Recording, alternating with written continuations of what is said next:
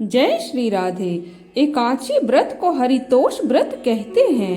भगवान की प्रसन्नता के लिए, हरि जी की प्रसन्नता के लिए एकादशी व्रत रहा जाता है। प्राय समस्त वैष्णव जन रहते हैं। जो रसिक जन प्रिया जी के अनन्य भक्त हैं, उनका तो केवल एक ही व्रत है। श्री श्यामा श्याम जी की आठों प्रहर की सेवा उपासना करते हुए अपनी मनोवृत्ति को श्यामा श्याम जी की उपासना में समर्पित करना। पर यहाँ जो एकादशी व्रत रहते हैं वह परम धन्य है, वह हरितोष व्रत है। पर एकादशी व्रत का नियम क्या है और कैसे एकादशी व्रत का फल मिलता है, कई बार चर्चा हुई। शास्त्र प्रमाण के अनुसार सनातन मुनि बोल रहे हैं, जिसे एकादशी रहनी हो और एकादशी का फल प्राप्त करना हो, उनको यह नियम पालन करना चाहिए। उनको 3 दिन तक, एक तो दशमी तिथि और एक द्वादशी और फिर बीच में एकादशी, उसको 3 दिन संयम में रहना होता है। तब बीच की एकादशी का फल उसे प्राप्त होता है। जिसे एकादशी व्रत रहना हो, उसका नियम है कि दशमी के दिन कांसे के पात्र को त्याग करे। वैष्णव सिद्धांत है कि कभी जिसमें मांस बना हो उस रसोई का भोजन ग्रहण न करे। मसूर की दाल, चने की दाल और कोई भी साग, शहद, दूसरों का अन्न, दोबारा भोजन और मैथुन, ये सब दशमी के दिन वर्जित है। एक बार दशमी के दिन भोजन करें 24 घंटे में, क्योंकि अगले दिन एकादशी रहना है। इन सब वस्तुओं से वैष्णव दूर रहे। दशमी के दिन फिर एकादशी के व्रत में किसी भी प्रकार की क्रीड़ा न करे। एकादशी के दिन उपासक को चाहिए कि वो किसी भी तरह की क्रीड़ा या मनोरंजन बिल्कुल ना करे। दिन और रात को नींद नहीं लेनी चाहिए। पूरी रात में जग कर कीर्तन करना और दिन में तो सोना निषेध है। पान खाना निषेध है। वृक्ष से तोड़कर दातुन करना निषेध है। दूसरों की निंदा या चुगली नहीं करनी चाहिए, अर्थात अधिकतर मौन व्रत धारण करें। मन से, वाणी से, शरीर से किसी को दुख पहुंचाना, किसी के ऊपर गुस्सा करना निषेध है। एकादशी के दिन ये सब नहीं करना चाहिए। एकादशी के दिन एक बार फलाहार कर सकते हैं। अगर आपके पास कोई व्यवस्था नहीं है तो थोड़ा दूध या जल भी ले सकते हैं, जिससे केवल प्राणों का पोषण हो सके। या फिर एक बार कुछ फलाहार भी ले सकते हैं जो कि शुद्ध हो और भगवत अर्पित हो। फिर द्वादशी के दिन कांसे के पात्र में भोजन ना पाएं। जिस रसोई में मांस बना हो उसमें आहार ना लें। किसी प्रकार का नशा द्वादशी के दिन ना करें। शहद का प्रयोग ना करें। तेल के बने पदार्थ ना पाएं। मिथ्या भाषण ना करें और अत्यधिक शरीर का व्यायाम ना करें। द्वादशी के दिन भी एक बार भोजन करें।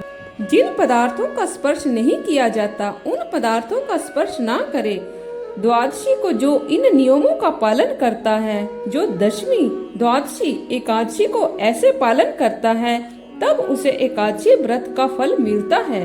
उपासक को चाहिए इन नियमों से व्रत का अनुष्ठान करें। भविष्योत्तर पुराण में इस एकादशी का महात्म युधिष्ठिर कृष्ण संवाद और नारद ब्रह्मा संवाद के रूप में वर्णित हुआ है।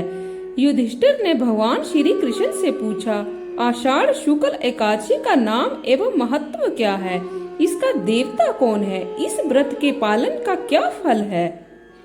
कृपा पूर्वक हमें कहिए। तब भगवान बोले, यही प्रश्न किसी समय देवर्षि नारद जी ने ब्रह्मा जी से भी पूछा था। ब्रह्मा जी ने उस प्रश्न के उत्तर में नारद जी को एक आश्चर्यजनक घटना सुनाई थी। तुम भी उसे सुनो। ब्रह्मा जी बोले, इस संसार में एकादशी व्रत के समान कोई अन्य पुण्य कर्म नहीं है। समस्त पापों का नाश करने के लिए विष्णु व्रत एकादशी अवश्य ही करनी चाहिए। जो मानव एकादशी व्रत नहीं करता उसे नरक में अवश्य ही जाना पड़ता है। आषाढ़ महीने की शुक्ल एकादशी का नाम देवशयनी अथवा पद्मा एकादशी है। भगवान ऋषिकेश की प्रसन्नता के लिए इस व्रत को जरूर करना चाहिए। पुराण में वर्णन आता है कि सूर्य वंश में प्रबल प्रताप वाला प्रतिज्ञा को सत्य तथा पूर्ण कर दिखाने वाला मांधाता नाम का एक चक्रवर्ती राजा था। वह राजा अपनी प्रजा को अपने प्रिय पुत्र की तरह पालन पोषण करता था और स्वयं वैदिक धर्म का आचरण करता था। प्रजा को भी अकाल, महामारी, अतिवृष्टि, सूखा या भूमिकंप आदि कैसा भी देव दुर्योग नहीं आया। उसके पास अन्याय से उपार्जित धन नहीं था। प्रजाजन सुख पूर्वक रहते थे। परंतु बहुत समय निकल जाने पर कुछ दैव दुर्योगवश लगातार 3 वर्ष तक वर्षा नहीं हुई, जिस कारण देश में फसल नहीं हुई और पूरे राज्य में भूखमरी फैल गई, जिससे प्रजा त्रस्त हो गई। भूखमरी के कारण देश में कर्म धर्म, यज्ञ, वेद अध्ययन सभी सत्कर्म बंद हो गए। अंत में सारी प्रजा राजा के पास जाकर बोली, हे राजन, आपकी प्रजा का हित जिसमें निहित है उस वचन को सुनिए। शास्त्रों में जल को बारी कहा गया है और जल में भगवान का निवास अर्थात अयन अर्थात आश्रय है। इसीलिए भगवान का नाम नारायण है। जल वृष्टि से अन्न की उत्पत्ति होती है तथा अन्न द्वारा प्रजाजनों का पालन व पुष्टि होती है। जल की वर्षा न होने के कारण अन्न के अभाव से ही प्रजा भूखी मर जाती है। हे राजन, ऐसा कोई उपाय अपनाइए जिससे प्रजा का पालन सुचारू रूप से हो तथा राज्य में शांति स्थापित हो सके। तब राजा ने कहा, आप लोगों का कहना सत्य ही है। अन्न को ब्रह्ममय कहा जाता है। अन्न से ही सब कुछ होता है। अन्न से ही प्राणी जन्म लेता है, जीवन धारण करता है।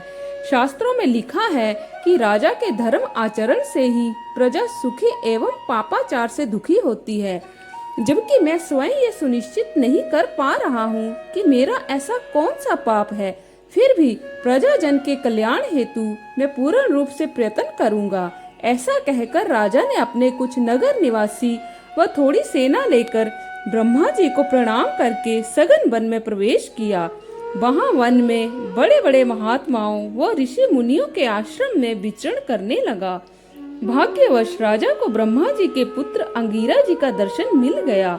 इनका तेज ब्रह्मा के समान दीप्त था तथा उनके तेज से 10 दिशाएं प्रकाशित हो रही थी। इनके दर्शन मात्र से ही परम संयमी जितेंद्रिय राजा मांधाता ने प्रसन्न चित्त होकर वाहन से उतरकर हाथ जोड़कर ऋषि के चरणों की वंदना की, उनका अभिवादन किया।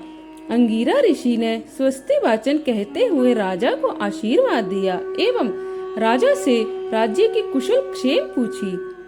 राजा ने प्रत्युत्तर में कहा, भगवान, मैं शास्त्र विधि अनुसार तथा धर्म शास्त्र के अनुसार पृथ्वी का पालन करता आ रहा हूँ, फिर भी मेरे राज्य में 3 वर्षों से वर्षा नहीं हो रही है।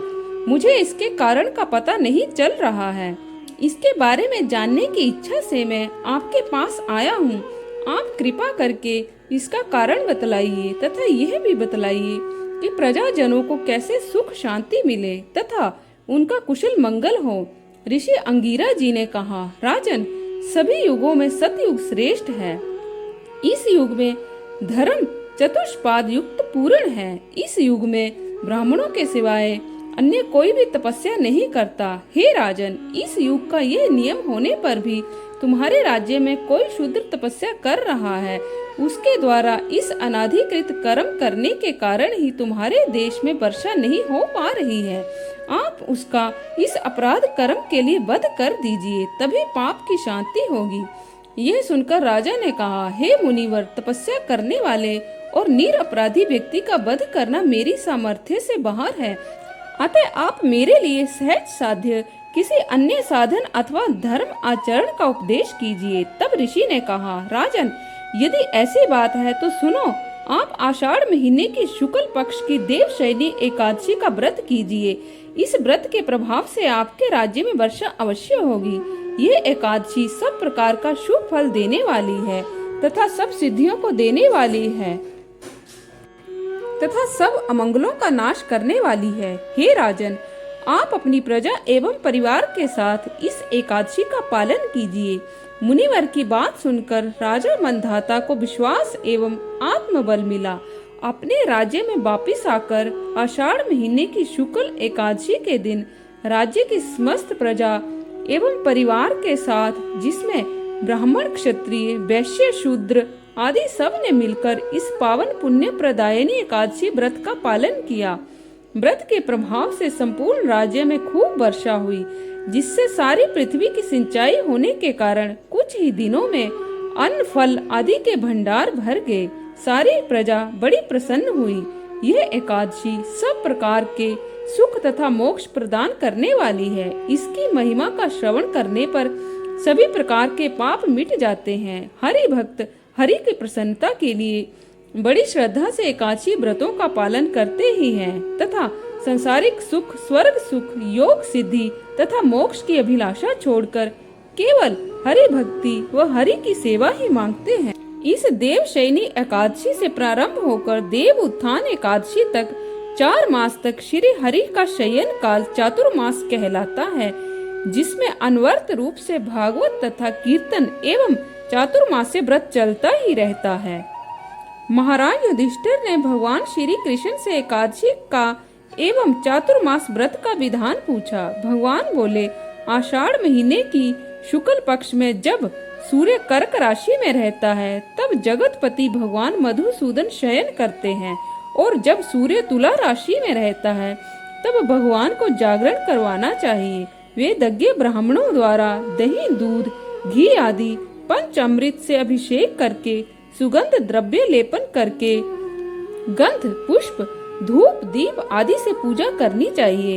इस एकादशी के दिन भगवान का पीताम्बर वस्त्र से श्रृंगार करना चाहिए। सफेद रंग की शैया पर श्वेत रंग के वस्त्र द्वारा आवृत कर शयन करवाना चाहिए।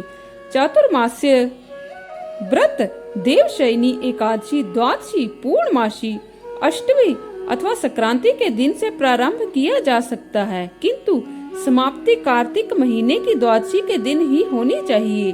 जो मनुष्य भगवान श्री हरि का भजन स्मरण करते हुए चातुर्मास व्रत का पालन करते हैं, वे सूर्य के समान प्रकाशमान विमान में आरूढ़ होकर विष्णु लोक की प्राप्ति करके जीवन को धन्य बना लेता है। चातुर्मास्य व्रत में विष्णु मंदिर मार्जन, पुष्पलता आदि द्वारा मंदिर का श्रृंगार तथा व्रत समाप्ति पर ब्राह्मण भोजन अवश्य करवाना चाहिए। इस व्रत के समय विष्णु मंदिर में दीप दान करने से मनुष्य धनाढ्य तथा सौभाग्यवान हो जाता है। जो इस व्रत में विष्णु मंदिर में त्रिकाल 108 बार गायत्री का जप करता है, उसे फिर कभी जीवन में पाप कर्म करने में रुचि नहीं होती है। भगवान वेद व्यास जी उस पर परम संतुष्ट होते हैं तथा वह विष्णु लोक को जाता है।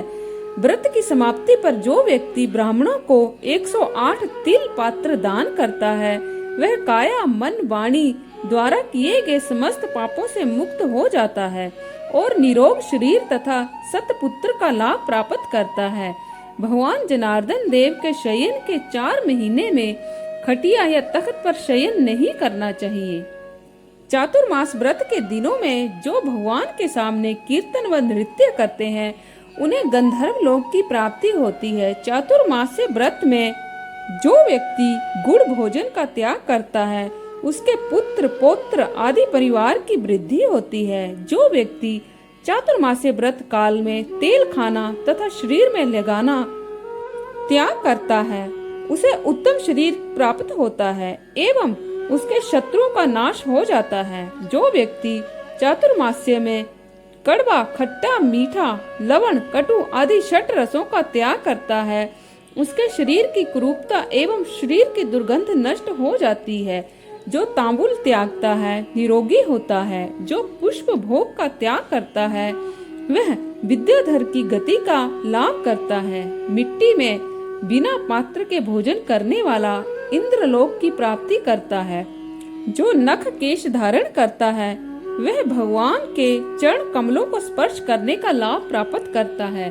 विष्णु मंदिर परिक्रमा करने वाला हंस युक्त विमान में आरूढ़ होकर विष्णु लोक पहुंच जाता है। तो आज के लिए बस इतना ही। कल फिर आपसे भेंट होगी। तब तक के लिए जय श्री राधे।